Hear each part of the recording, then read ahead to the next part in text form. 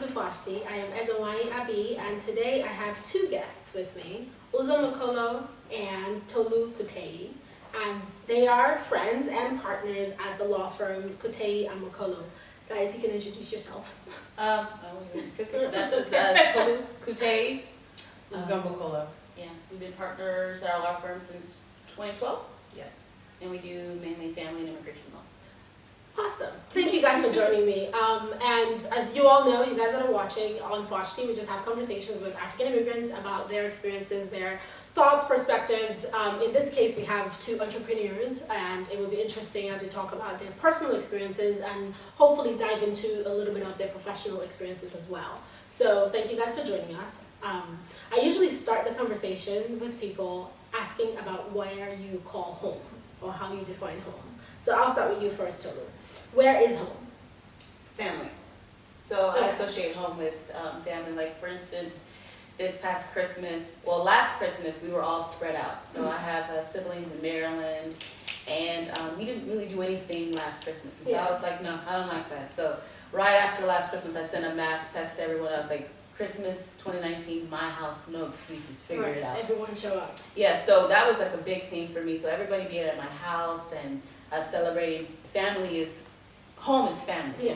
Being close to everyone, communicating with everyone, things like that. That's how I define home. So it doesn't matter where you are. Doesn't matter where we are as long as we're together. Okay. So the question, and I have to ask, parents, family, or your personals? Because of course you're married, so of course now there is a different family unit.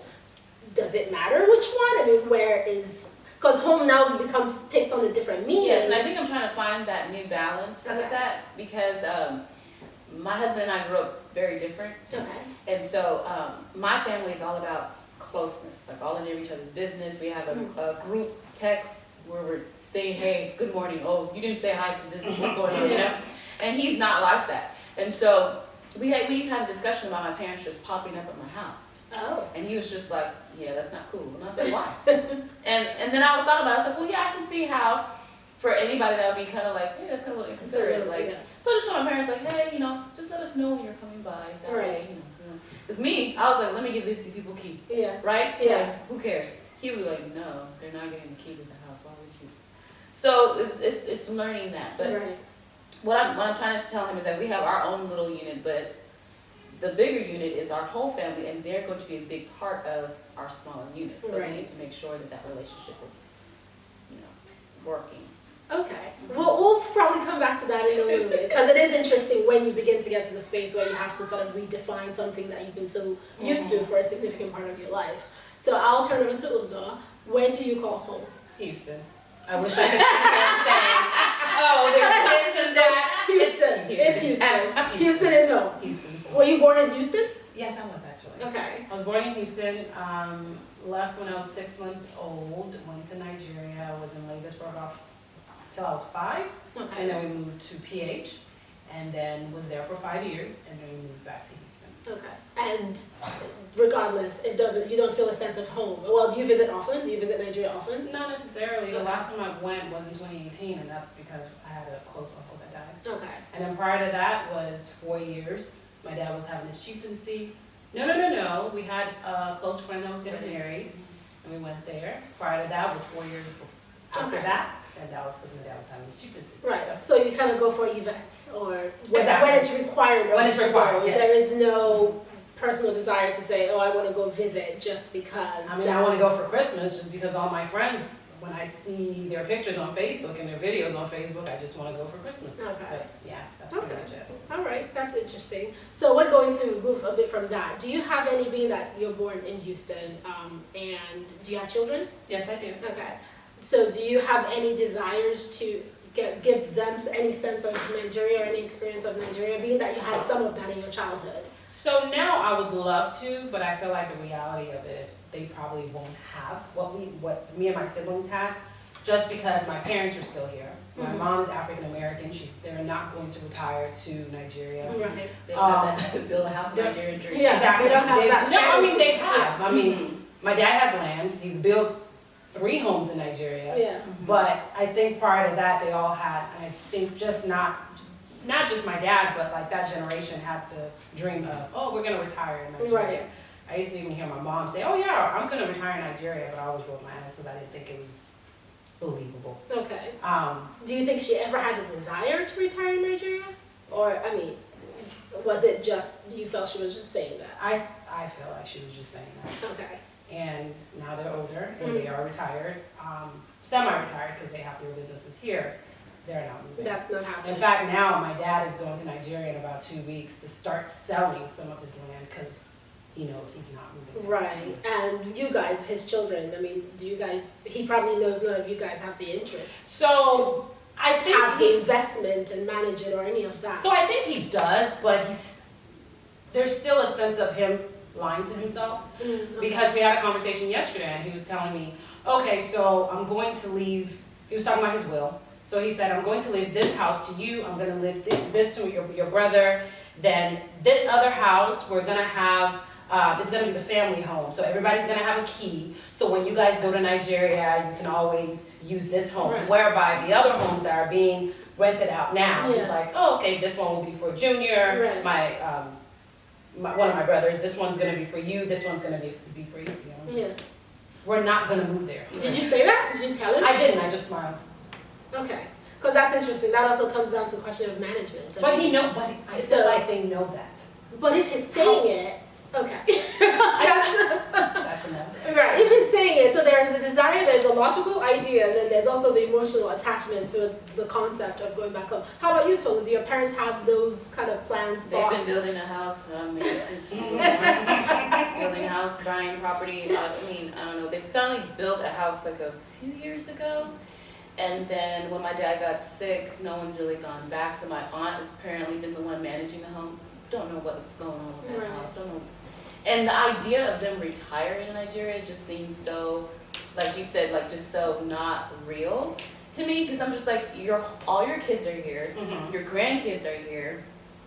If you're not. It's a fantasy. It's a Right. fantasy, And exactly. it's just like now I could see you going there for 2 months and then Yeah. coming back, but your life is still here. Here. Yeah. So, And the funny thing is, when I went in 2018, my dad was there. He was supposed to be there for about 3 weeks, I believe. But by the time I got there, I saw how, after the burial, he seemed bored. Mm. As in, I mean, he doesn't live there. His Right. friends aren't there. Yeah, he has classmates from when he was in high school, but there's that's no not where his connection. life There's no is. connection. Yeah, that's not where his life he's a chief, so he goes to these meetings, but you can tell like the connection Yeah, isn't there. isn't there. Like we're living totally different Yeah. lifestyles. The only reason why he became the chief was because of his brother told Right. him to. His sister pressured him into it, so he felt like, okay, sure. But I'll do I that. imagine it's probably a hard emotional break to get to that point, because at the end of the day, they were born there, right? And so that's been sort of their root and grounding. And they come to the U.S. And it's funny, were you born in Houston as well, Tolu? No, I was born in DC actually. Okay, but you were born in the U.S. Yeah. So it's one of those things, because as you guys are talking, I was born in Nigeria, right? So there's a different emotional attachment I have to. I realize it's a fantasy, but a part of me is still like, that's home. Yeah, That's- but I mean, like, I think it's kind of like when you grow up and people are like, oh, I'm from this hood, I'm from this hood. It's like there's an attachment to like where you grew up, right. where you were born and things like that. But I mean, with our parents, I think that it's a kind of a disillusionment as far as our generation. Because like I wasn't born there. And I don't have that same attachment that you have there. Right. And so for you to kind of, like my parents used to say, oh, you all come and live in Nigeria.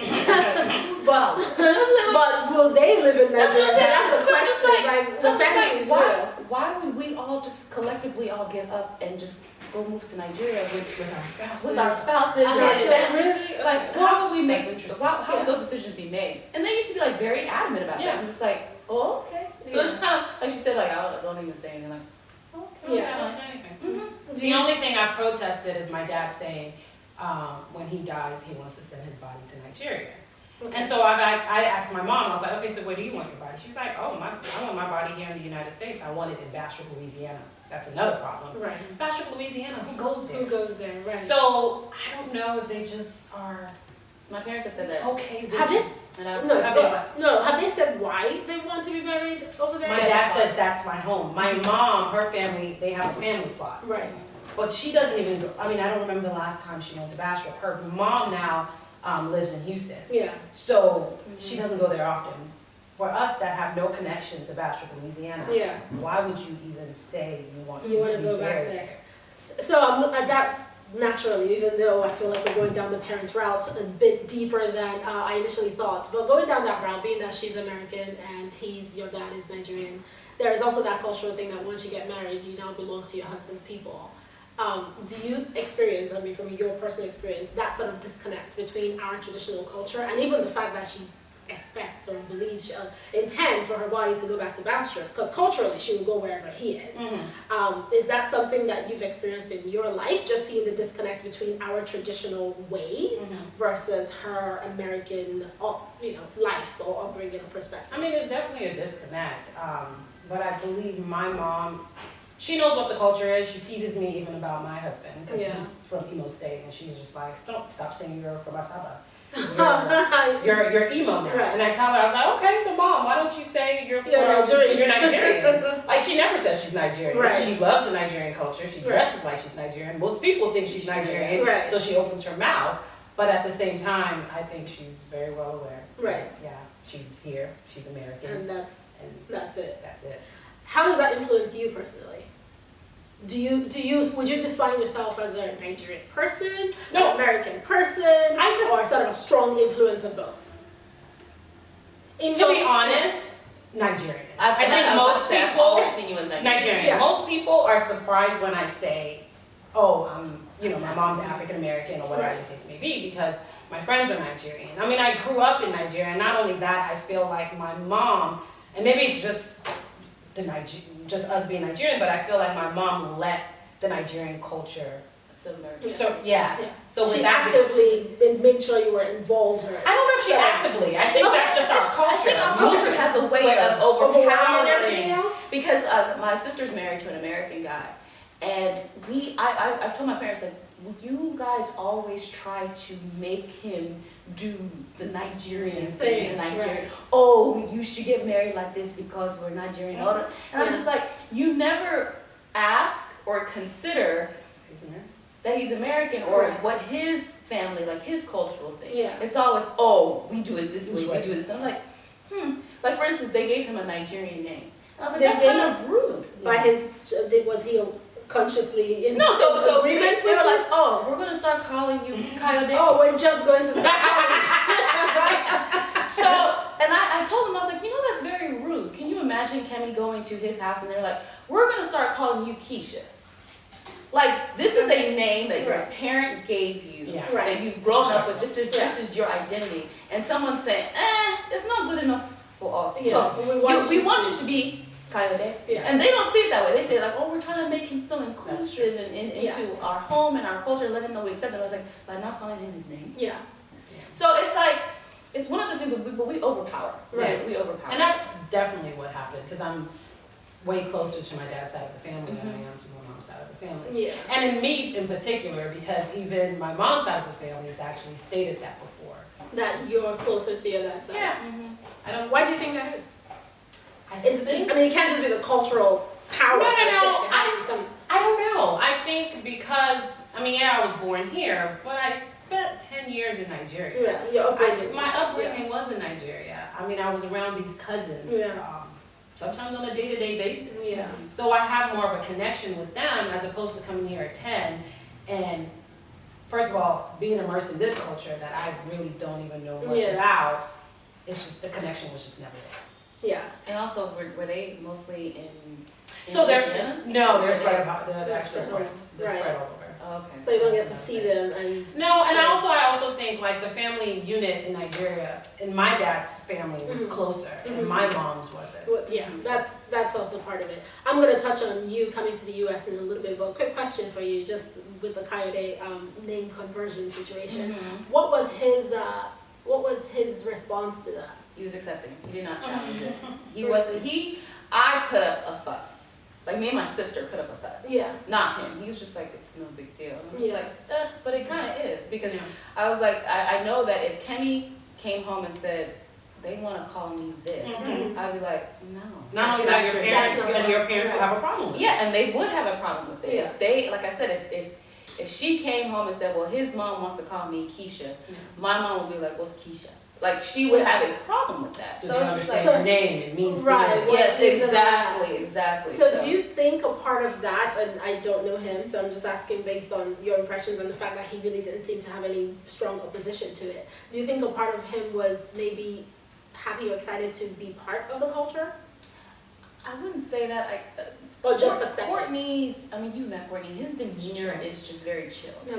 So any other person, I don't know if you're like an Afrocentric African American, then you might feel proud to have the name. Or if you're one who's like, no, that's not my name, Mhm. Yeah. and you have more of like an attitude towards it, Yeah. then you might be like that. But he just has such a chill personality Yeah. that it was like a brush off of his shoulder, like, Yeah. okay, it's fine. Yeah. You know, Okay. yeah. I was just curious about that because I think in the past year or so. It's so right. It's sort of like even you, right, with our names and like American people like, can I just call you? Oh, yeah. No, you yeah. can't. No, but see, but that, I mean, a lot of times that's not personal, family related. Right, people. right. So that's not a matter of, oh, I am trying to welcome you into my culture and embrace you, Yeah. True. which it could be from our cultural thing. That is just, I really don't care that much to figure out how to say your name, so yeah. I'm just going to call you E. But you know In what? my case, I'm like, no, E is an alphabet. That's Yeah. not my name. But Nigerians do that. So I have a group of friends where we're all Nigerian, but for one that's Liberian, right? Mhm. But we always tease her, and we always say, you know what?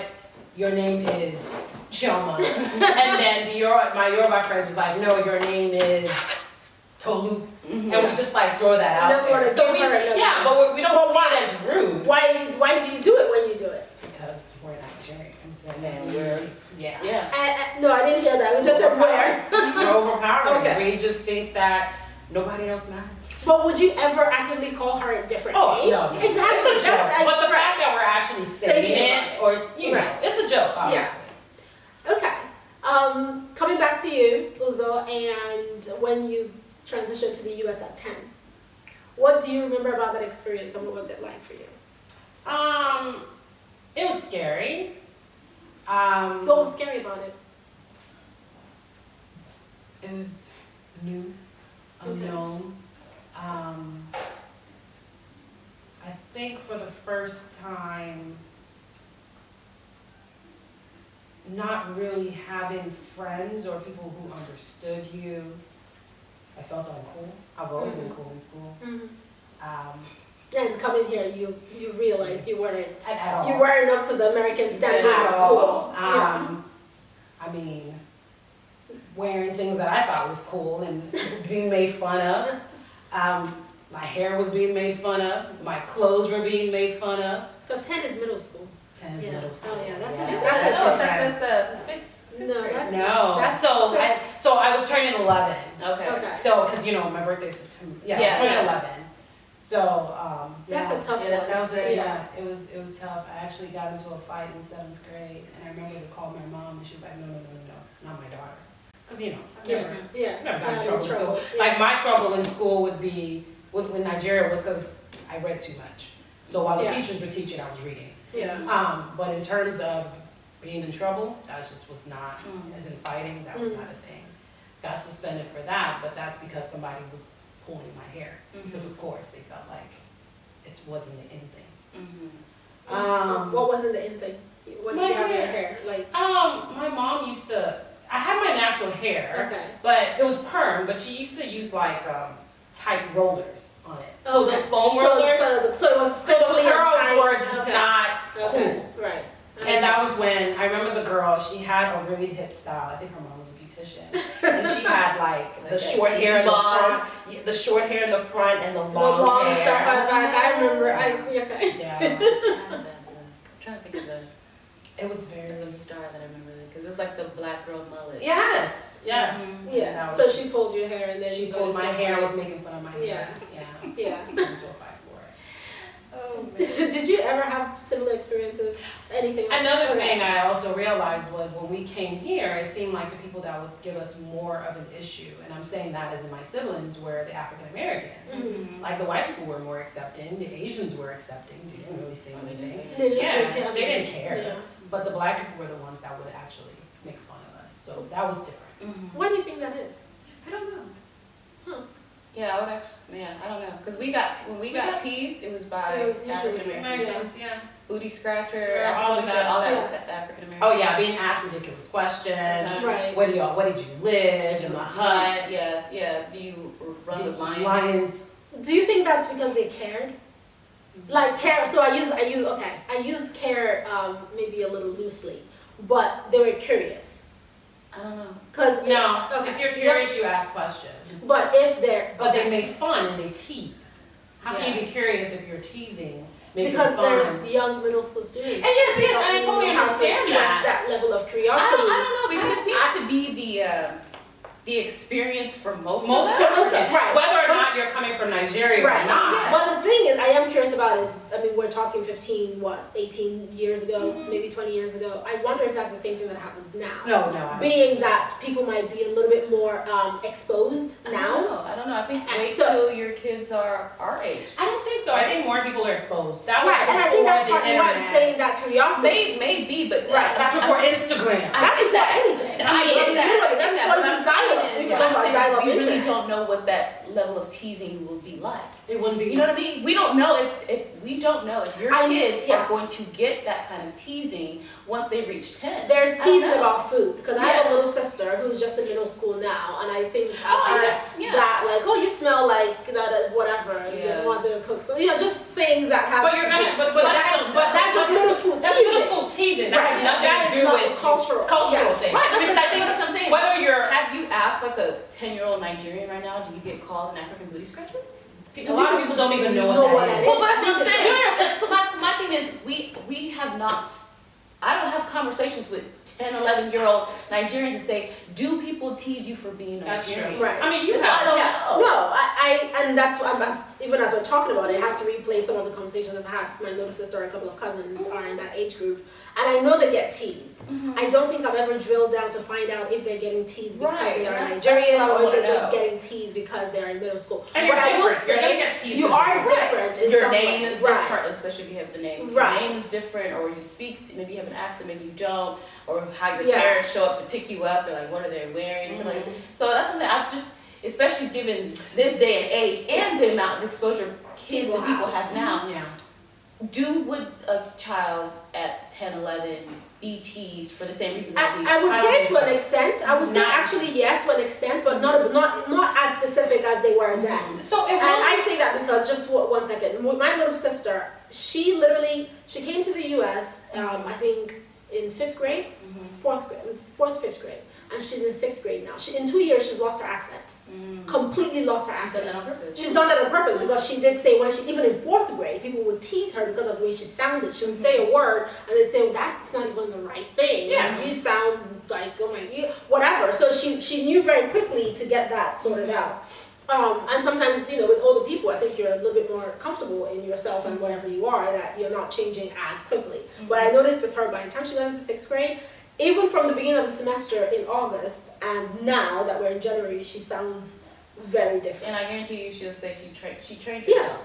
Whether it's like listening to music, whether it's listening to different TV shows, she's trained herself. Not only on the accent, but lingo. Yeah, Mhm. of course. Oh yeah. They're Oh, not yeah. understanding more. I'm not understanding them. Like when they're saying, Yeah. what do they mean? They all laugh at this joke, and I'm Yeah. not laughing. So it's one of those. They all know this rap Right. song, Yeah. and I don't know this rap Yeah. song. Right. The lingo is a whole different Tupac thing. is dead. I don't even. Who's Tupac? So it's just like what? Like I don't even understand her lingo, so Yeah, that's exactly, a totally exactly. different, just So generation. I don't know. It would just be a question for them, like how are okay, we all know that you're gonna get teased. Right. But are you teased specifically because you're Nigerian, or is it geared towards you You being being Just different. you being, No, yeah, you you being being different. different. Yeah, it's Yeah. just you Because being different. and I wonder, are they really going to tease her about her name? For example, for me, I always trained myself when, I knew my last name was Mokolo, and, okay, no, I go by Uzo, Yeah. just before, It was, Uzo, yeah. I go by Uzo, and that was it, because I knew once And they we all started had doing the that, Right. everybody in class is That little laughing. question. Mind you, Right. I have Right. always been proud of my name. Right. All Well, of a you sudden, just don't want the attention at that time. no, and I think, you're in middle school, you're Yeah. still trying to find yourself. Right. So all of a sudden, you're in middle school, and my name is something that people are making fun of. Right. And so I'm thinking, "Damn, do I want to change it to Jovita? Yeah. But I've always hated Jovita. So I was like, you know what, I'm not no, taking this. we're just gonna, it's not gonna be, because I think in 7th grade, Yeah. my name was Uzo Amaka. Okay. In 8th grade, I go by Uzo. It was And it's just been Uzo. that ever since Right. then. But in Nigeria, it was Amaka first, and I changed it to Uzo Amaka. So Okay. when we started here, it was Uzo Amaka, and then And then you switched it. I think also I hated the way they said my name, Yeah. and so Uzamaka. Yeah. You're like, that's not the same. That's It's not how you say it. Right. My mom calls me Uzamaka. Oh, really? But Yeah, like, okay, fine. That's just what it is. yeah. So, with your experience, being that you never actually had to live in Nigeria, and what was that? Did you ever feel like you experienced any sort of teasing or transition? Because this has been really okay. You went by your name. I went by my middle name, Doris.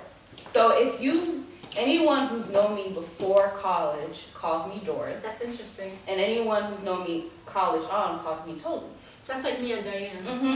And that was because of the teasing, because you wanted to assimilate with everyone around you. Yeah. And you just didn't want to be different. Like, oh, what's that name? Then the mispronunciation of it, and the constant correcting. Like, I don't have all day to do this. Like, let's just go through the checklist of who's here and Right. just move on. Like, Right. move on from the name.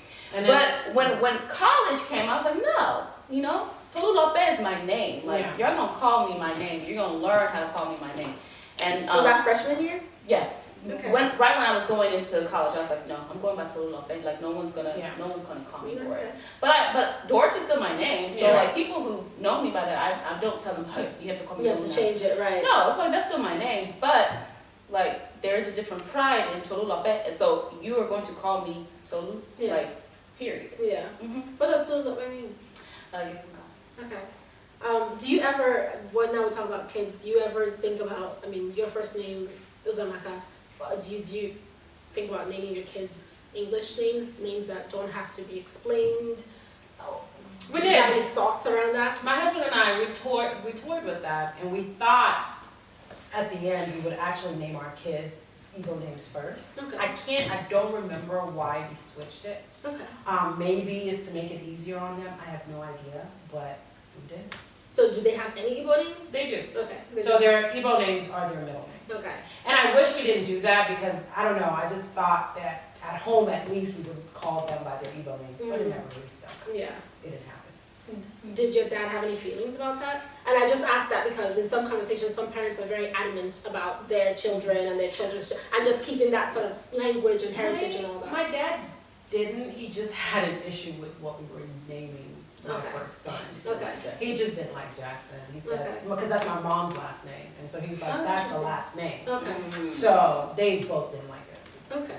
Yeah. But that just had nothing to do with the That's culture. right. Right. How about you, Tolu? Do you and your husband have those conversations? About Yes, we are going to name our children Yoruba names. Yoruba names? Mhm. Your husband And too? we- Right, okay. Yes, and we're not sure if we're going to add American names, Yeah. but we know for sure we want first names to be Yoruba. Yoruba, yeah. And language-wise? So language-wise, I don't speak. Okay. Excuse me, I don't speak and understand, but he understands. But I've told, and we've had this discussion as well.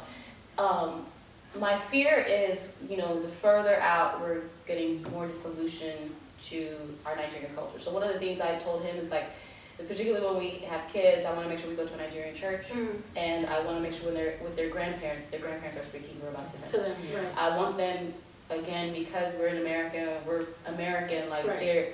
they're going to be more and more disassociated from the culture unless we submerge them in it as much as we can. Mm-hmm. And so that's one of the things that we have talked about, Yeah. making sure that grandparents speak. And we've talked to our parents about it, and they were like, that's fine, that's cool. Yeah, that works for them. Yeah, I remember someone saying once that it only takes 3 generations for the culture to Yeah. be completely diluted. So if you're not conscious of it, by the time you don't speak the language and you say you don't understand either. Right. So you have to be overly intentional with them to even Exactly. have any sort of attachment to any of it. Exactly, Because exactly. after that, And we're very done. aware of that. Yeah. So we know the work that it will take to do that. to do that. Mhm. How about you guys?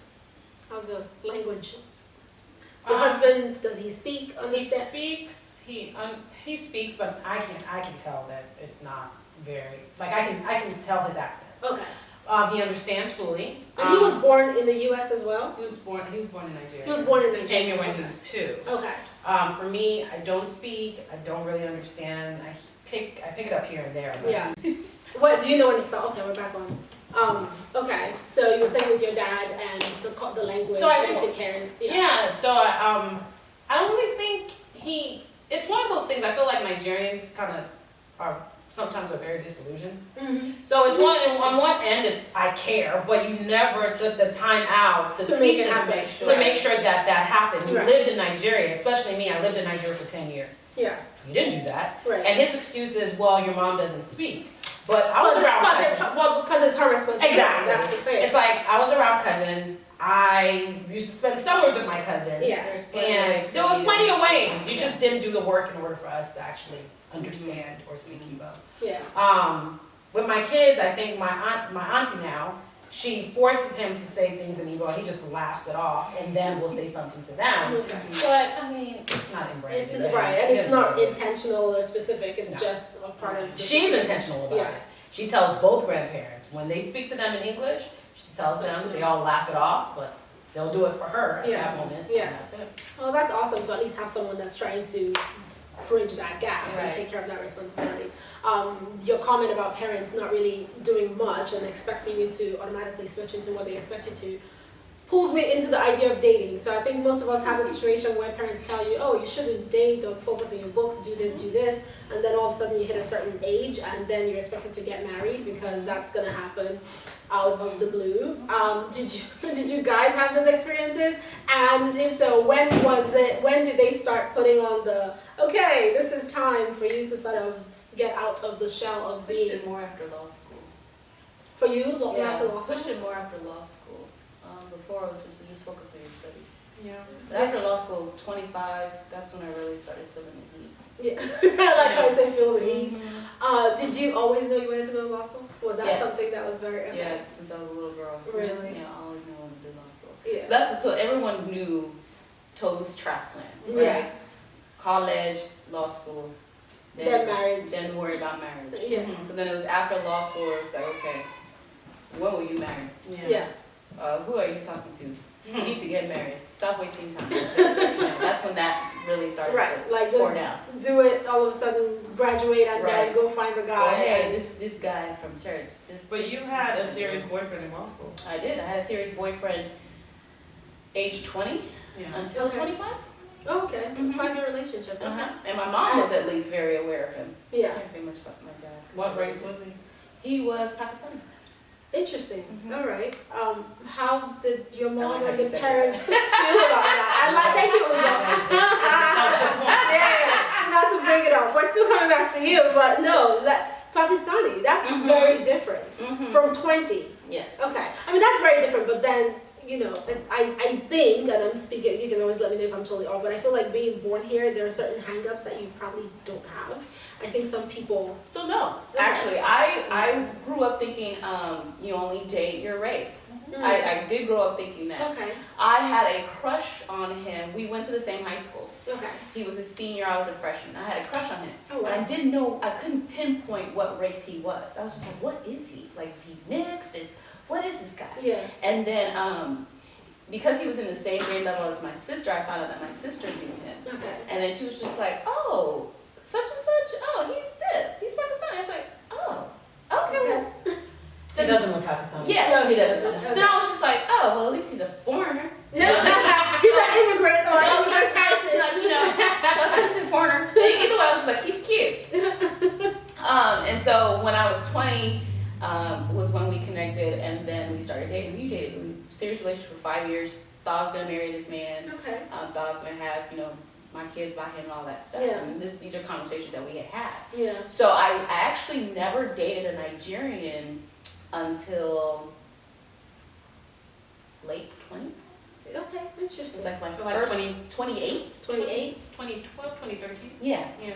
Yeah. So late 20s was actually when I first dated a Nigerian, because my Pakistani boyfriend was my first boyfriend. Yeah. Oh yeah, So- you guys were together for a while, so Exactly. there wasn't a lot So, of yeah, dating so happening at after all. that. Mhm. Okay, and so you broke up right after law school when you were supposed to be After getting law ready to school. marry. Mhm. Okay, How was that for you? Just that idea, the thought experience, like I get out of law school, I've been with you through the whole process, Yeah. and now it's time for us to move on to phase because of course the heat is on. It was one of And those. then- It was one of those things, and I know I've talked to you about it. It was one of those things where it was just like a part of me wanted an out because Oh, we okay. had been because he had been such a big part of my life in my younger years Okay. that I was like, is this really all I'm going to know and all I'm going to know of a man or Yeah. a relationship? Is this all I'm going to experience? Or I've never really been single as an adult, right? Okay. And so a part of me wanted out.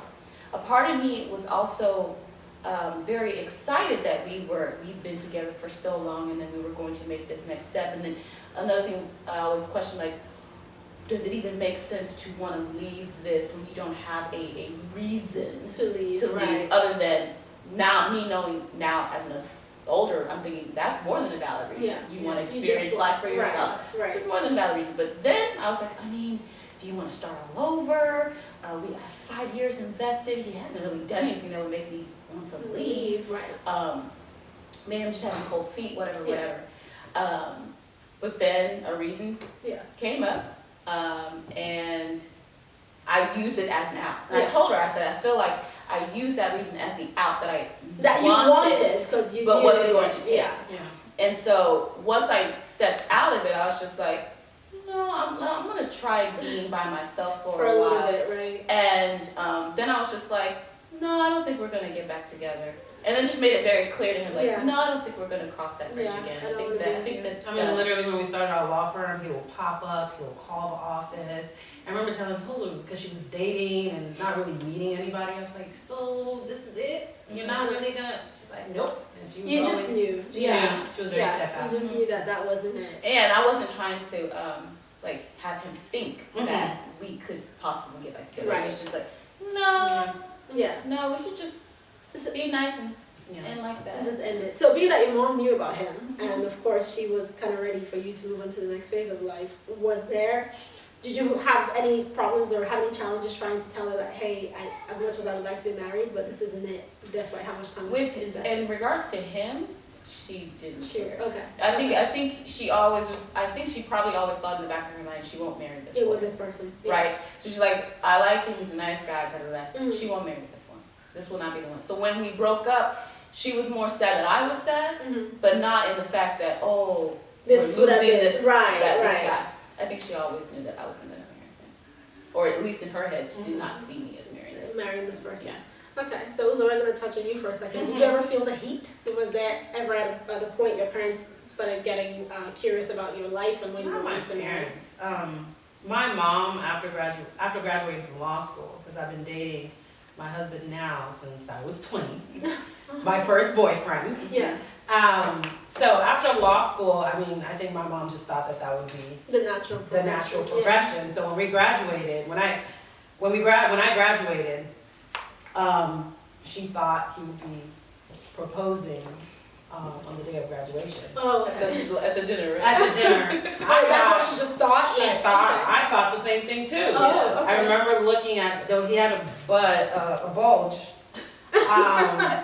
You're paying attention to And I all said the that has to details. be my ring. I can't wait, you know. I just thought it was gonna happen. Yeah. It didn't. It happened maybe. I think we graduated in May Mhm. and he proposed in September. No. Yeah, September 18th. Okay. And I mean, Man, it's, big moments. I know September, is that I know, right? Because September. your birthday is September. And then we got married September 17th. Okay. Mhm. Oh, My wow. kids and all Yeah. that. But no, and then I think his parents had come to visit Okay. my parents. So I mean, we had talked about it. I really thought he was gonna propose. Yeah, but that would have been so obvious. I know. Really, So and then graduation day, you're gonna like. but my parents threw me a graduation party. His parents were coming down from Dallas. I was like, yes, This it's is happening. You know, I knew I was gonna wear a particular dress. Make sure my nails looked nice. My friends were all waiting, like, Yeah. okay, Like, this is what's gonna this is happen. it. Everybody's here. Everybody we care about is here. Even his friends were teasing me, and now I know. They were like, okay, so you think it's gonna happen? But his friends knew it wasn't gonna It wasn't happen. gonna happen. He had bought the ring, so they all knew it Yeah. was just teasing me. Yeah, it was just timing. Yeah. I Yeah. remember feeling very disappointed at the end. Yeah, but eventually eventually you got over it, Yeah. and then it happened. Yeah, it's okay. And you were able to kind of avoid the 30s, because the 30s is when the heat gets really real for everybody. I literally feel like for me it was like things just kind of went the way I guess it was supposed to be. You get married at this age. Order, The order, exactly. The order that happens in the books. In the because books. a lot of times that doesn't happen in real life. Yes, that's but true. in the books, that's really the order. Or the It's like order that you fantasize about at right. 15. Right. Like, oh no, then I'll This. get married this, and then this day, and then Right. this day, yeah. But I mean, that is fantastic when it happens. It just makes life easier in some ways. Then there's the talk about babies that usually happens a couple years or so after. Does it happen a couple years? It's like what, Depends a on year? how old you are. Okay. So what does that mean? So you got married at what age? I got married at 27. So when did Right before I turned 27, so I was 26 actually. Okay. So when did the conversation about babies come up? I think we always knew we were gonna wait. Okay. So did we your knew- family, parents? Oh yeah, of course. I mean, they just thought.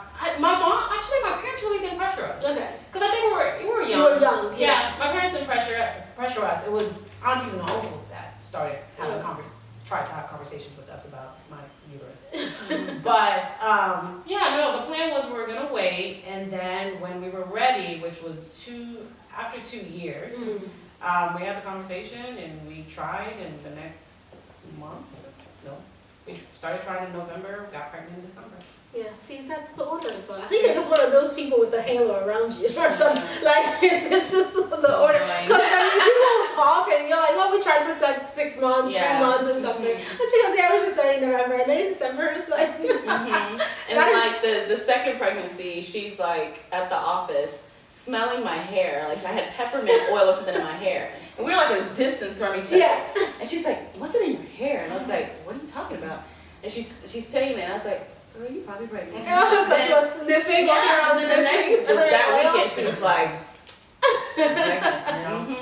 Hadn't you been drinking, like, the I- week of wedding? No, so No, for was the it- first pregnancy, Okay, yeah. where there was a It was New like Year's a party. New Year's, yeah. Right, I And do I found out right remember after. that. I do she was remember that. freaked out. She was so freaked out. I was like, I'll be fine, I'll be fine. So Tolu, how about you? How long have you been married?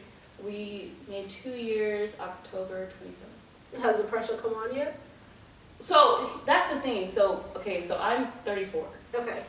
So us even getting engaged, we knew we didn't want to wait. Okay. So I'm 34, he's 35. And so my plan was, if I had it my way, I would have been pregnant walking down the aisle. Okay. That would have been my plan. Yeah. Unfortunately, that has not happened for us, but we have been actively trying to get pregnant since we got married. Okay. Mm-hmm. Can I ask if are there any reasons? Have you had any tests to find out if there's... So any I signs got to diagnosed with lupus Okay. October 2018. Okay.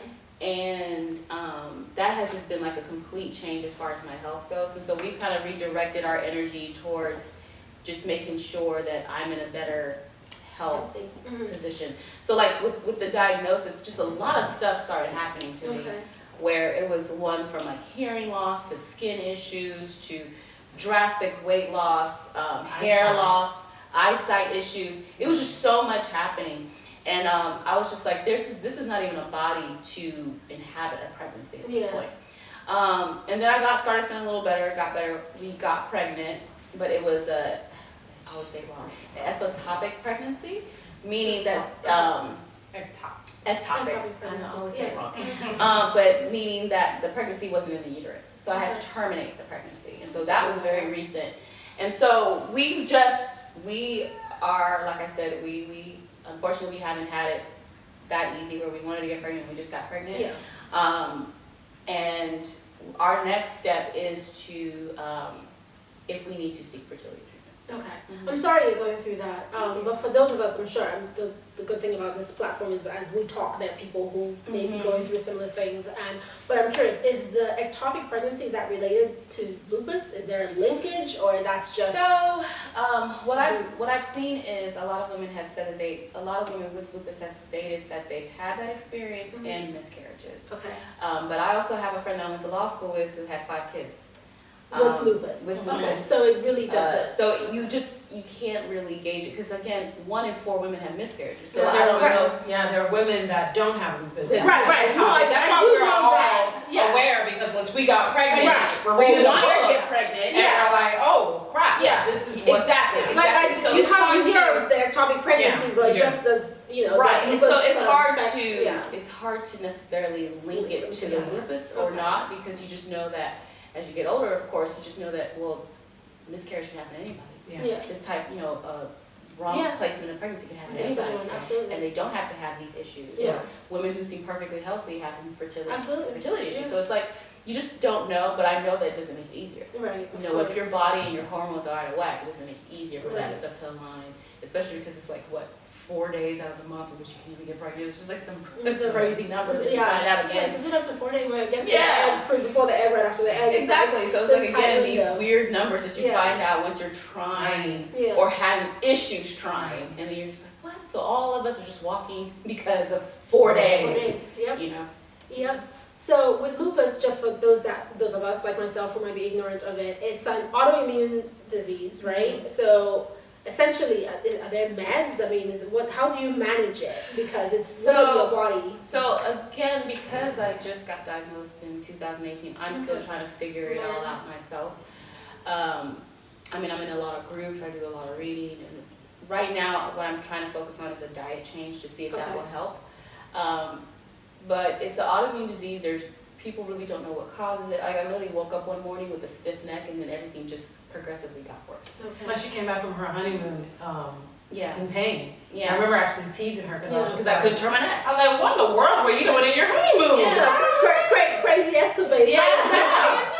Yeah. And so, and then it just progressively got worse, where like I couldn't put my ring on because my fingers got swollen, feet got swollen, couldn't walk. So it was just like things just progressively got worse. I remember one morning you couldn't walk, and that's why your husband took you to the emergency Yeah, room. I couldn't actually put pressure on my feet. It was so painful. It was painful. So painful. And so right now I'm managing it with prednisone, which is a steroid, which you don't want to have to take forever, Okay. because that leads to other issues, Side bone effects, issues yeah. and stuff like that. And then I'm on Plaquenil, which is a medicine actually for malaria, but they found that it helped people with lupus Oh, in interesting. protecting Okay. their organs. Okay. But even that has side effects. So I've seen things about people who have lupus who have gotten off of meds. Mhm. And so I'm looking at what they did to Right. get off of meds. Right. Because at the end of the day, any type of meds they keep trying to give me is always going to cause some other problem. Yeah. And I'm just like, I'm not trying to mask one issue with another. Just for another Mhm. one. Yeah. No, thanks for sharing that. Because I mean, sometimes you hear it, but it's so distant that you think, oh, that's someone else. I don't know anyone personally who's dealing with it, so Exactly. I just don't know. So thanks for that openness. How, and I'm just going to touch on, you guys are both entrepreneurs, so there is that aspect of stress. Mm-hmm. Do you see that sort of concerning you in some way? Because with managing your own business, there's this constant sort of exercise of the management and the stress levels. Is that something that you think about in terms of career? Now more. Okay. I think Uzo can agree with me that I'm usually the more stressed out one of Yeah. the both of us, just in cases and just getting irritated and moving about the day. And so I've told myself, like, you can't let that happen. Yeah. I've noticed a difference. Yes, I've yeah, definitely- I can't Like let that consciously happen. managing I have stress to be levels. like, no, I'm not gonna let this bother me, no, Yeah. I'm not gonna let this attorney get to me, or Yeah. this client get to me, or this case get to me. And I think what a blessing with having Uzo as a partner is, she'll be like, why are you here? Yeah. Go home. Like, Yeah. you don't feel good? Why are you here? Go Yeah. home. Like, I would make myself come to work sick. And she's like, why are you Yeah. here? What do you do? Like, these people are still gonna have their cases here tomorrow. They're still gonna have their issues tomorrow. Go home. Right. And so it's just like giving myself that permission to be like, if you don't feel good, Stay at home. stay Stay home. at home. Give your body the rest. Give your body the rest of it needs so that you can actually be present. Mhm. Because otherwise I'm just in the office like Mhm. sulking and be Mhm. like, oh, I can't do this, I can't do this. And it's like, why? And that probably just causes more stress anyway. Especially when you have a partner, I can do the consultations. Right. Right, you can handle, you can be there to cover for Yeah. when she's not available. Yeah. Yeah. A question for you, how are you able to maintain the calm so well? That's just her personality.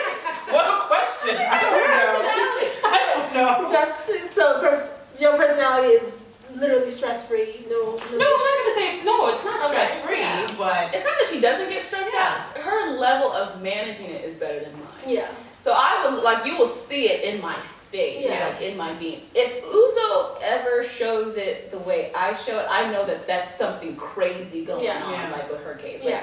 girl, what did she do? Which You know? is usually some opposing counsel. overreaching. That is just doing so much. Yeah. Yeah. But me, I would be like, ugh, this person called and said this, and I'm just Yeah. like, ugh. And she's like, why did you Like say that's that? not a yeah. So you that's should not laugh a- that off. I was like, I know I should laugh that, but that bothers me. I'm like, why would you do that? And she's like, Tolu, calm down. Like, Yeah. I know. Yeah. Just give me a minute. Yeah, and that's good with personality differences because it does help balance. Because I was asking really if there was any consciousness as to actually managing stress, right? There's some people who naturally they're not phased by things, and some others it's like I feel it, but I am conscious and aware, and this is how I'll tune it. I don't think So I was wondering about conscious of it. I think that because I'm not so conscious of it, I realize that I do things. I actually do things to manage it. For example, I enjoy going to happy hour, having a drink with friends, things like that. And I've realized the reason why I've been doing it so much in the past year or two Yeah. is because that is a more way for me to stressful. manage Yeah. my stress because Right. as the business gets bigger, Right. it's You more have- stress. And you have kids to make and a it family so- and right. So And it's then all- trying to, exactly, being a woman, having Right. to manage a family, that's just my Mhm. distressor. Yeah. So I'm gonna go back to being a woman, the expectations of managing family, and referencing back to your dad and saying because your mom can't speak Igbo, naturally expecting that the responsibility falls on her. I'm just gonna throw this out there. How do you guys feel about our culture and in some instances the weight that is natural? I mean, not even just our culture. I think society in general, and the weight that's naturally thrown to women. I think what's And I shocking- say how do you feel, which is very Yeah. open-ended, because I want us to just really talk about it however it comes to you. So, I think what's shocking is how much you fall into it when you didn't think you would. Like, you think you're such a feminist, right? And yet, I make sure my husband has his food. Like, I cook for my husband, and I Yeah. take pride in cooking for my husband. You know, I take pride in keeping my house. Oh. And it's just shocking to me, like, how important that was to me, where I thought, like, there was a time, you know, you would have talked to Tolu, like, early 20s, like, I'm not doing that. yeah. Like, he can cook for himself, blah, blah, blah, blah. That was totally. But yeah, Oh, but really? me now, I'm just like, no, I love keeping house. I love cooking for my husband. I like when he eats my food and he's like, thank you, this is great, da da da. you know. I like that. So I think it was kind of interesting how the societal norms that we probably challenged in our younger self, how once I'm in a marriage and in a relationship, I'm like, that doesn't bother me. In fact, I enjoy that thing. And Right. if it pleases my mate, what's the problem? Yeah. Mhm. So do you find that marriage changed? What do you find that marriage either changed your perspective or just brought out what was already within I you? think my age changed my perspective. Okay. My experience Do you- changed my perspective. So And I my- think our job changed my perspective. But my question as well is, do you think that you're similar to your mom, for example? More than I would have Yeah. thought. Mm, More than I okay. would have thought. Yeah. As far as how I run the household, I Yeah. take a lot of my cues on how I deal with things in my marriage from how I know my mom would have dealt with it. Okay. Okay. And I think that's more because that's how I've learned to process a disagreement or an issue, Yeah. right? So Yeah. I've taken cues from both of my parents. Yeah. And so I've seen, like, okay, you know what? When something like this would happen with my parents, this is how my mom would have Yeah. dealt with it. Yeah. So I was like, okay, let me. It's so funny the way Yeah. You become like your mother, no Yeah. matter how much you want to fight You it, did at want some to, point you yeah. turn around and end up Mhm. just like her. But question though, was your mom, did she work? Was she, Yes. okay, so she maintained a career during your childhood, Mhm. so that's, you're able to kind of see her manage those two things. Mhm. Because sometimes you might miss that perspective if they Mhm. weren't as busy or had Right. as demanding a job or running their own business. Yeah. Then you don't get to see that. How about you, Uzo? The woman, the female responsibility. So going back, okay, so for me, I've been dating Chitty for such a long time where, I mean, there was no pretense as to What you would. what the expectations were. I was never really the one that would want to be in the kitchen cooking Yeah. or cleaning. When we were dating, one of his complaints were I would come to his apartment and just chill while he's sitting there folding, cleaning, washing the dishes. For me, Yeah. that was It's my your approach. that was my getaway. I'm like, this is my vacation. I'm not coming to your apartment to start doing these things. Well, he would complain about it. Yeah. Because with him, his love language is doing things together. Okay. So the expectation is not, you're a woman, you should do this. Yeah. It's, hey, you're my girlfriend, you see me doing this, Let's do why it. aren't you helping? Yeah. So once we got married, it's like, okay, I'm a wife now. And let's go back. I literally would tell him, but I'm not your wife. Mm-hmm. You want me to do so this you thing. said, okay. So I would tell him those things. So once I got married, I was like, okay, I'm a wife now. These are the things that I'm supposed to do. Where did that come from? No, I just. It's random switch. It just happened. But it was the expectation. So as you said, because you say, I am not your wife, I shouldn't do A, B, and C. The idea, like, where did that idea come from? That as a wife, what society tells you you're supposed to do. Don't act like a wife. Let me tell you how bad. What's that milk and the cow story? Well, and I'm asking for full transparency. I think you know this. I grew up with my dad. Yeah. So there are certain things in terms of references for what women that I just didn't have. Yeah. I could see my aunts do it, but in my head it never connected. Yeah. So I was just like, no, we're two adults living in the house. We do everything like two adults. So it's interesting that you even have that context, as in I'm a wife and then I should do A, B, and C. Let me tell you how bad my my boyfriend's view was of me. He was just like, when we have kids, I literally feel like I'm gonna be the one taking care of the kids. I would be you like your sleep, so I know you won't be the one waking up. I would be the one waking up in the middle of the night. When he told me that, it literally hurt my feelings. Oh. So anyways, when we got married, I was like, okay, these are the things I'm supposed to do. Right. I have a ring now, so. I went to the grocery store. H-E-B was my favorite grocery store. I'll go to the little corner. They had the recipes. I was like, ooh, that seems interesting. Yeah, I'm gonna try. There was a moment where I was just buying all their stuff. I was like, oh, that's new. I'm gonna do that. Kept on doing it, or I would call my husband and say, hey, what do you want to eat this week? I don't care. That was and that was nice. And that would hurt my feelings because I'm asking you and you don't care. I would make this meal. There was no, oh my God, baby, that was really good. Right. I didn't get any of that. Right. So after a while, because I was not really, that was so really you were actually doing it. I was doing it. Oh, I thought you. And it wasn't me. Right. And I wasn't getting what I thought I should be getting because I thought I should have been getting, oh my God, you're the greatest wife. Because I was going so out of myself. So after a while, I think it was right when I was pregnant. Okay. With So my first how many child. years? So you did it for what, 3 years? I mean, it was kind of tapering down, let me be honest. Okay. But it's for that first year, I really was cooking. And I wasn't getting what I thought I should be getting. Yeah. And I remember us arguing about it, and he told me, I never told you to do that. Right. And so when he told me that, and he probably told me that more than one time, where it just clicked one day, I was like, okay, you know what, forget it.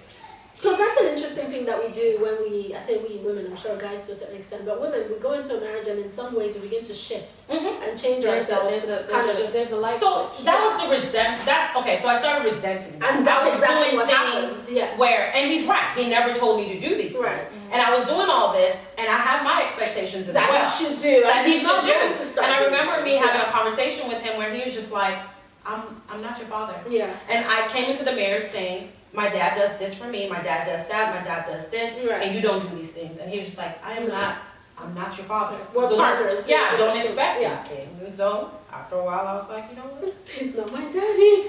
I had to come to Jesus about it. And once I did, and this was after our first child. He's not my daddy and I'm not his mommy. Yes. Like it's a thing. And I said, you know what? And I think from then on, I never told him, hey, but my daddy does this. Yeah. That was it. Right. That conversation never happened. Yeah. It's really interesting, as you mentioned, the switch, because most times we're not aware when it happens. It's just, you go, literally, I feel like you go in the next day after the wedding, you just have this moment where you're like, okay, great, I'm a wife now, and I have to do A, B, C, D, E, in addition to being myself. Right. I understand that my household is a reflection of me. No one's ever going to look at. But it's true though. Yeah, no one's going to look at Sugar and be like, look at this nonsense. Everyone's like, huh. So if your house is dirty, it's on you, not him. Right. Right. If your children look crazy, it's on you. It's on yeah. If something happens and is wrong, it's on you. So you have the weight of all of that, and you have to sort of carry all that, juggle it, and make sure that everything is absolutely fine. Because I've always thought of myself, I mean, I don't want to use the word of feminist, but you know what I mean. Kind of. I was really surprised when I got pregnant. I know it's not a bad word. I'm just trying to be true to myself, and I don't think I'm a feminist, but sorry. being pregnant with my first child, and I was hoping it was a boy. Right. Because I knew my husband wanted a boy. I'm Nigerian. So you must have a boy. I must have a boy. And I didn't understand why I felt so strongly about it. Yeah, so that's what I was saying about how like you're surprised with the stuff that you didn't think Matter to about you, or right? bother you, and then either as you get older or you get married, and you're just like, huh, I must have a son. Yeah. So I was like, So do you want a boy first too? No. doesn't have to be first. I want a daughter first. Okay. Actually, No, because that's the, I was very, But I wanted a daughter do first. It want was- a okay. son. Okay. I do want a son. Just- Not only a son, he's going to be a junior. Like me and Sheldon have talked about. He will this. be a junior. He will be a junior. So it's just like, but it's funny to me because if you ask me again, Yeah. 20-year-old, so I'm like, why do I care if I have a boy? Why does he have to be a junior? Just It's just curious. something that we both want to. Okay.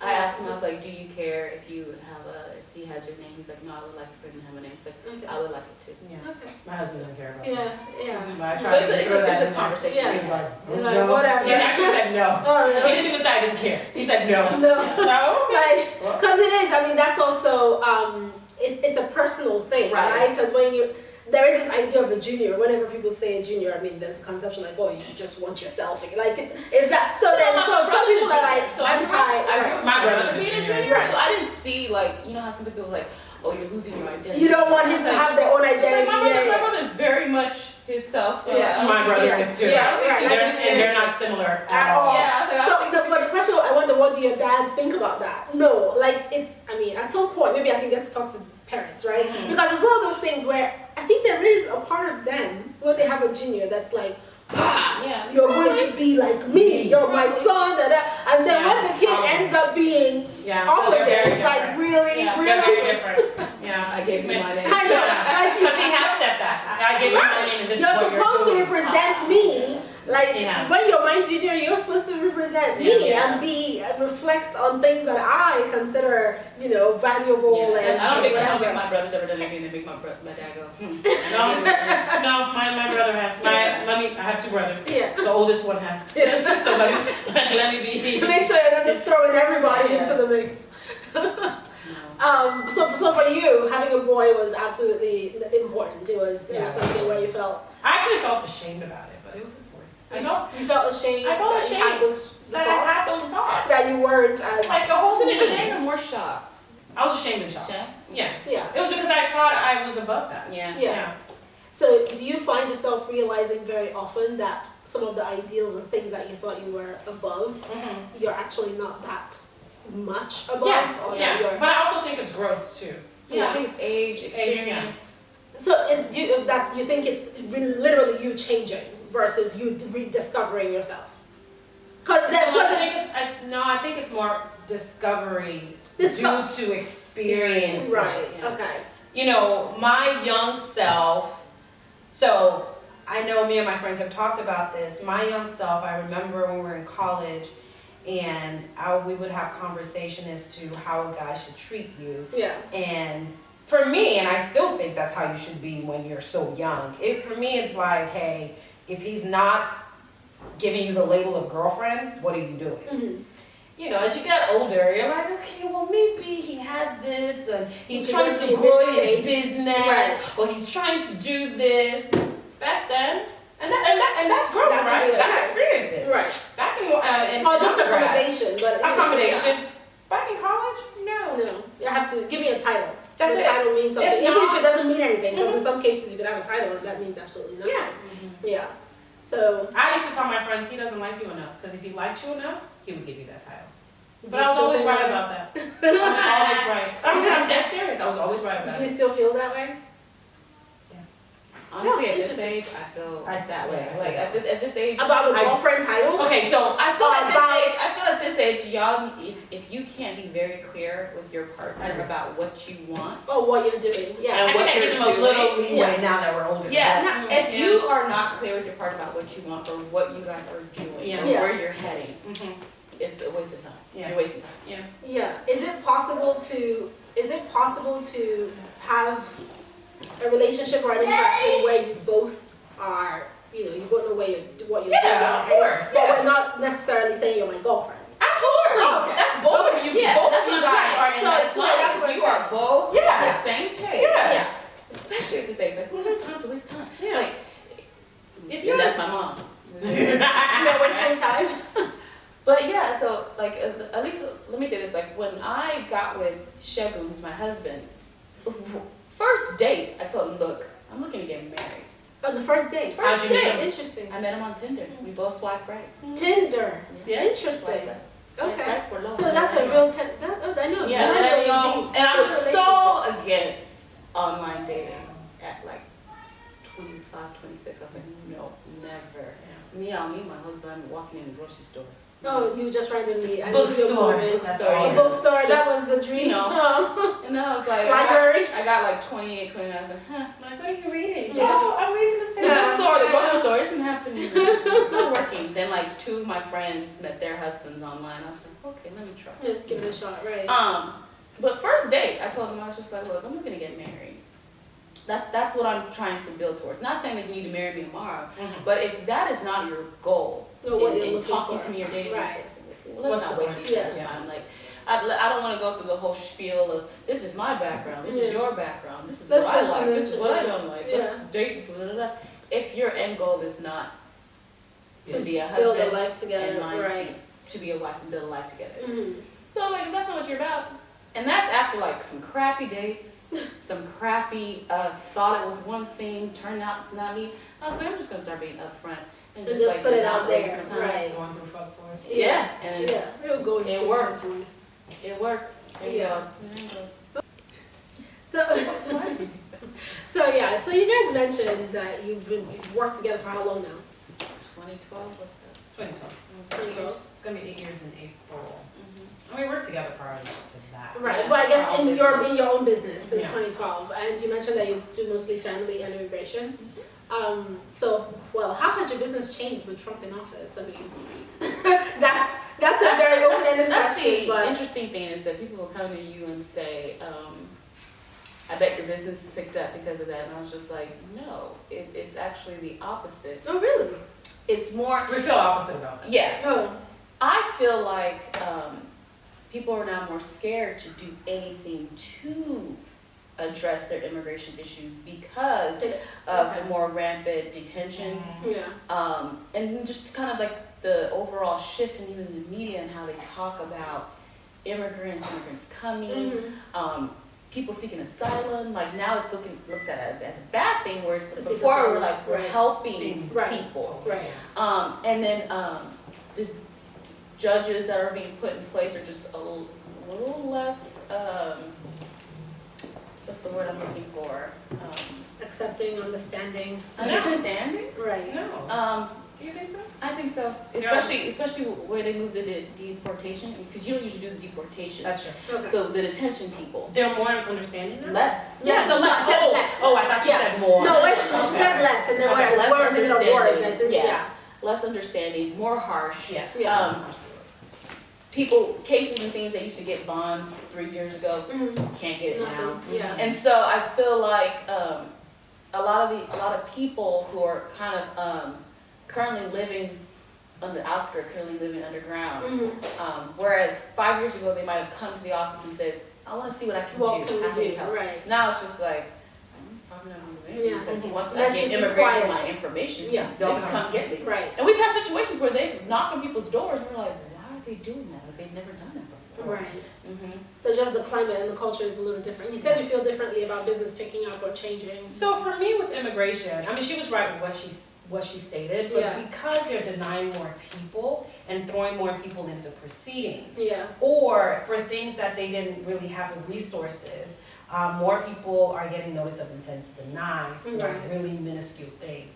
I think that's the reason we get more More clients, clients like now. that. Right. So, Okay. That's my- Which I guess would make And sense. I guess it's as a little well. different Yeah. from who I was talking about. Yeah. I'm talking about people who are kind of living in the outskirts, Mhm. seeking help, Mhm. versus people who can adjust, Mhm. can get it. And So they are- being denied right, for for silly some reasons. Right. So So now prior- they're coming exactly. for more help. I mean, while those people that you're talking about Yeah. are just not even coming up as well. So where these people would have done, with Done a it by simple themselves. adjustment, could have done it themselves, now they need an attorney to Yeah. help them because, hey, Now, immigration is trying to deny them because they're now calling into question their divorce. Yeah. Let's just say Lagos, Nigeria. Yeah.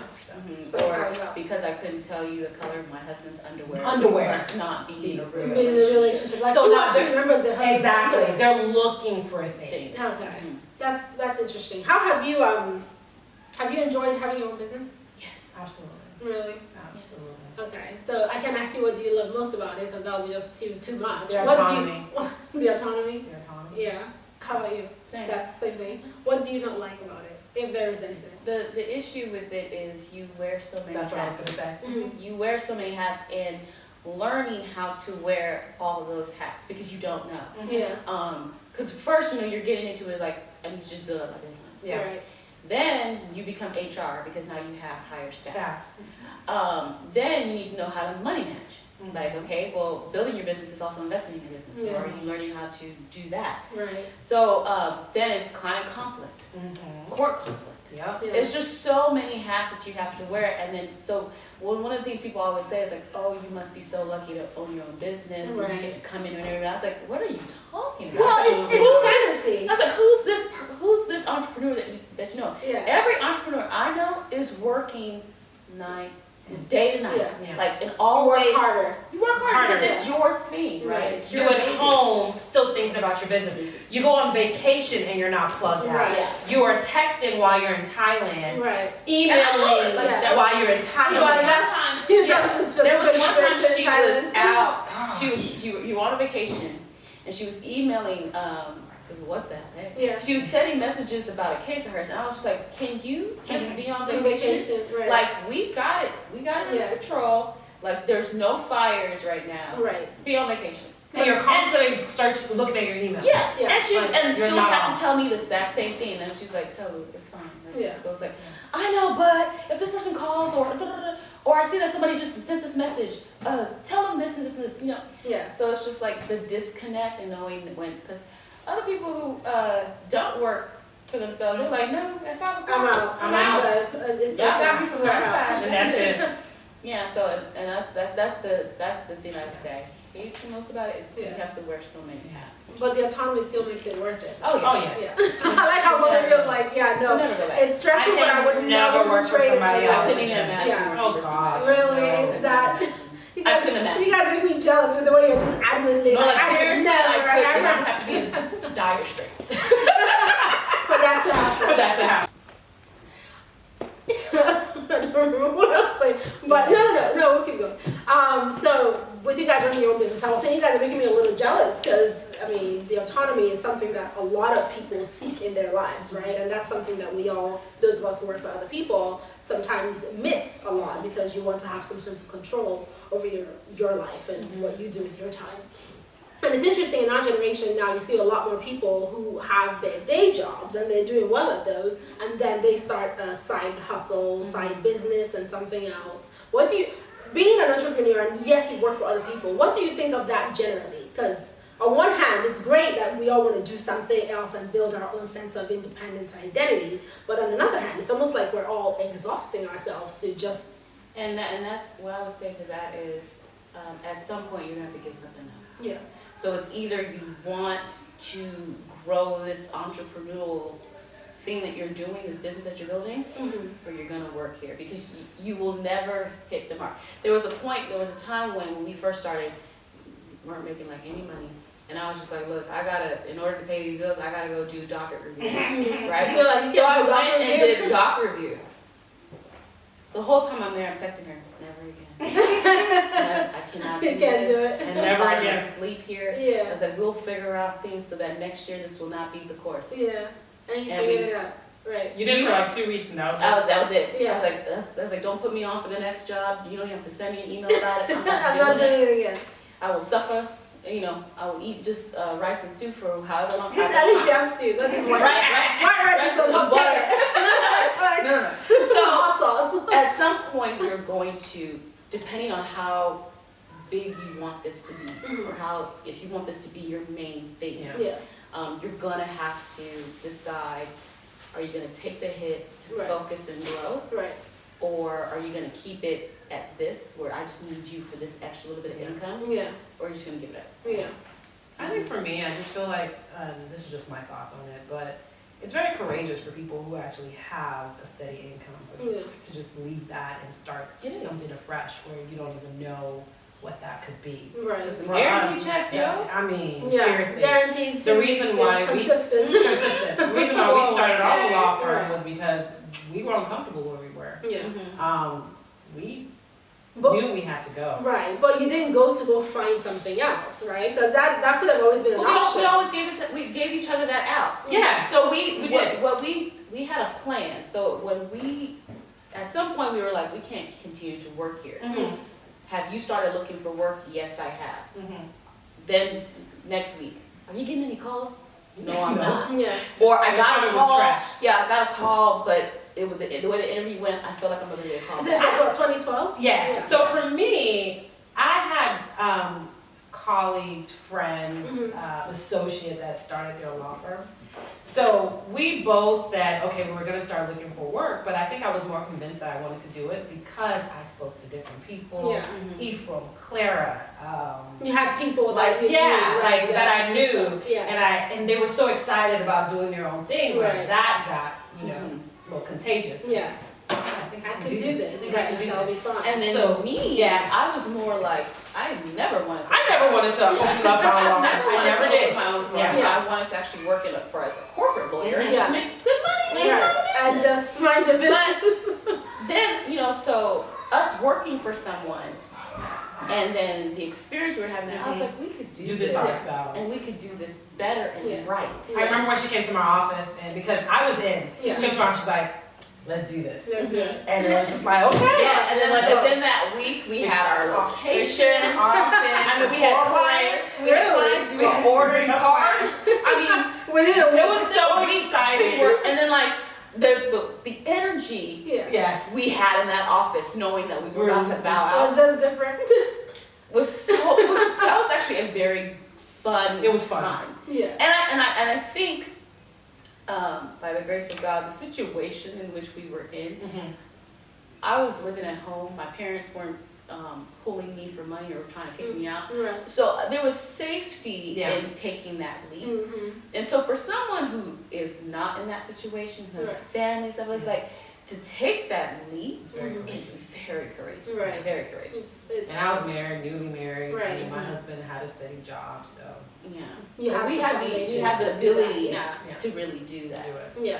How have you now that you're of course married and you run a business, do you think you have good income and it's been doing well, but I imagine there's some ebbs and flows, right? Like there isn't some consistency. Do your spouses, do you guys have those conversations just in terms of financial planning when you know there is inconsistencies around your income? Is that something that comes up in your marriages? So we have financial planning, but not necessarily about the inconsistencies in our Mhm. income. Okay. It's more like, okay, we have this amount of money, what do we want to do? Do it. Okay. Yeah. What's our goal? What's Right. our end game here? Oh, this is sitting in the bank account. Why? Yeah. Let's figure out something like that. But it's not necessarily about the cycle of like how our It's our maintained year with goes. Yeah. Yeah. Okay. That's pretty cool. Mine's a little different just because my husband always says he doesn't know how much I make. Okay. Does he know how much you make? No.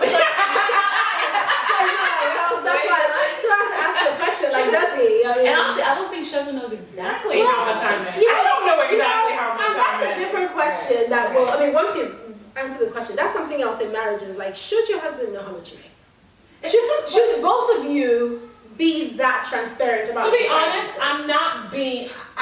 I think I'm trying to be transparent. I'm Yeah. not really necessarily hiding anything Right. from him. But- But my husband is not demanding as to how much did you make this month, how Yeah. much did you make next month. He knows that 1 month could be this Right. and 1 month could be here. Right.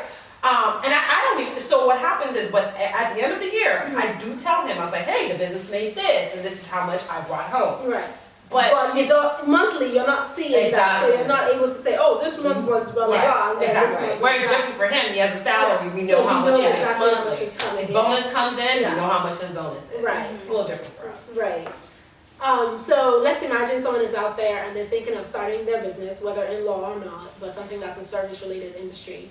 what would be your not one advice, what would be your advice generally to someone who is maybe in a similar situation, maybe not, but they're really, really thinking about doing their own thing and they just don't feel ready for it, or they're a little nervous, or they're, a little challenged or have some doubt? What, from your experience trying to actually grow something from nothing to where you are now, 8 years? This is For me, I can say, what's the worst that could happen? You can always go back to Yeah, there's nothing wrong with failure. Yeah, There's exactly. absolutely nothing wrong with Yeah. failure. We have failed so many times in decisions that we make, and yet we're That's still successful. fun. Yeah. So it's like there's nothing wrong with failure. Yeah. But another thing, and I think Ephraim has embedded this in my head, is systems. Putting systems in place Yeah. early on, even if you think I don't really have the money for that. Yeah. The amount it will save you in later. the future, yeah. And then the way you can get things running, if you start it when you have 10 versus when you have 50, Yeah. you'd be so surprised, because once we started implementing the systems that Ephraim had been talking to us about, And you keep saying Ephraim, but that's your he's accountant. our accountant. Right, And so, And friend. right, but just so the context, someone Yes, else yes. who's, Friend of the- right, someone who's out there So, would think, okay, what's some He advice had I'm been talking pushing about? systems our first What year. We kind were of like, systems? A little, like customer management systems. Okay, Putting ourselves on payroll. okay. I mean, he was pushing these things from the jump. And we were like, we only make this amount of money. Good. We only have 5 clients. What's the big deal? Make sure, try to put an IRA in place. Yeah. The stuff that he was Yeah. like, So more financial, so in that space, a lot And of I will say financial this, based. we have a friend who started her law firm, Rob started a law firm, 3-4 years ago? Mhm. She started it off with a system in place, Mhm. and you can see the difference. Mhm. She doesn't necessarily have to do the cleanup that we had to do once we put Got the the systems got the Systems in place, systems. right. Okay, so whoever's out there, get your systems, get your yeah, figure out them systems. get your friendly accountant, and figure out some of the other things that you need to get the business going. With that, we come to the close of our conversations. Thank you guys so much. It's been absolutely wonderful having you guys here. Yeah.